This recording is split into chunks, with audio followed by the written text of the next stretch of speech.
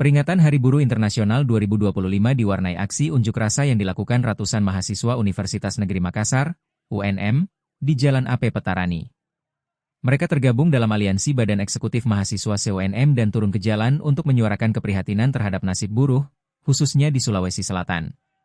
Data dari Kementerian Ketenagakerjaan menunjukkan bahwa sebanyak 1.320 pekerja di Sulsel telah mengalami pemutusan hubungan kerja, PHK, sejak awal 2023 hingga Januari 2025. Dengan rincian, 766 kasus PHK terjadi pada 2023, disusul 482 kasus pada 2024, dan 72 kasus baru tercatat hanya dalam bulan Januari 2025. Jumlah tersebut diperkirakan lebih tinggi karena belum termasuk data bulan Februari hingga April tahun ini.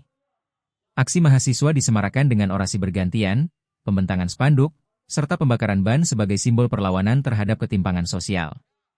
Kami turun ke jalan bukan untuk membuat gaduh, tetapi untuk menyuarakan jeritan kaum pekerja yang kerap diabaikan, teriak salah satu orator dari atas kontainer.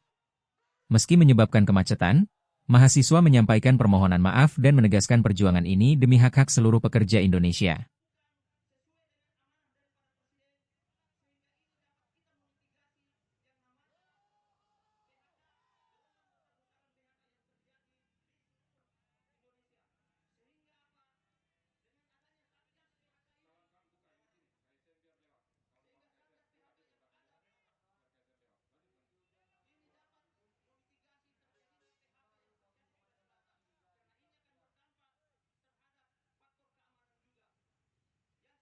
Download Tribun X sekarang, menghadirkan lokal menjadi Indonesia.